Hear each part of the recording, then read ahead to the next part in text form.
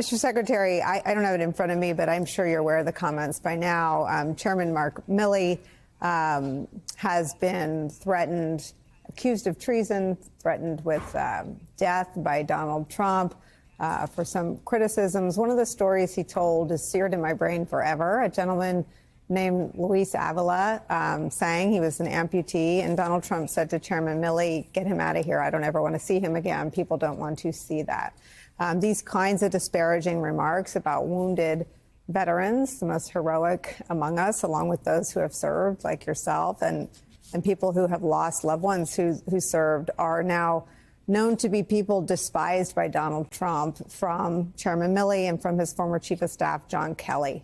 Where do we go as a country if that person who despises wounded veterans and those who died serving their country is the Republican Party's frontrunner? Look, it's a really painful and tough thing to hear, to read about, even as we have learned not to be surprised by that sort of thing. I think about the people I served with who were injured, and I think about some people who were injured and then I served with them because they came right back to active duty as soon as they got the chance. And the idea that you would have that kind of disrespect for somebody who puts their life on the line, puts their body on the line, and sacrifices more than most of us, even those of us who served, most of us can imagine, is just unthinkable especially for somebody who has been the president of the United States, the commander in chief.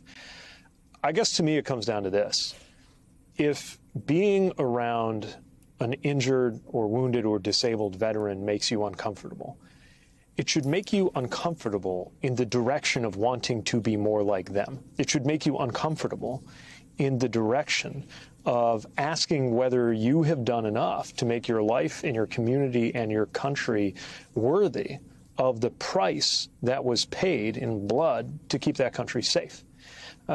I think that's something that all of us, regardless of political persuasion, ought to be able to come together around. Certainly, even at my tender age, I'm old enough to remember when that's something that all Republicans and Democrats could come together around.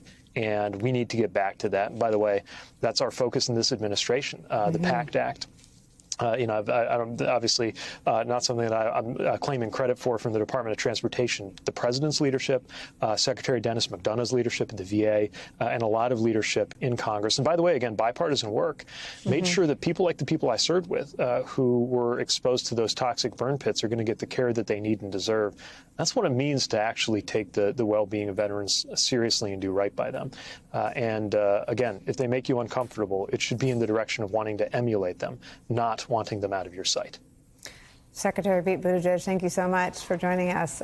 Rick, you get the last word.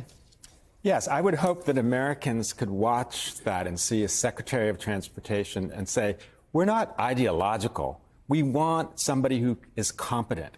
Because competence used to be the coin of the realm in politics, and it's not anymore. But I think seeing people like Pete Buttigieg, seeing competent people, seeing this administration which actually knows how to govern, I hope and pray, is the thing that persuades people to keep them in power. Stengel, thank you for spending the hour with us. I know you walked in feeling optimistic and I ran on your parade. I'm sorry about that. Yes, you destroyed it.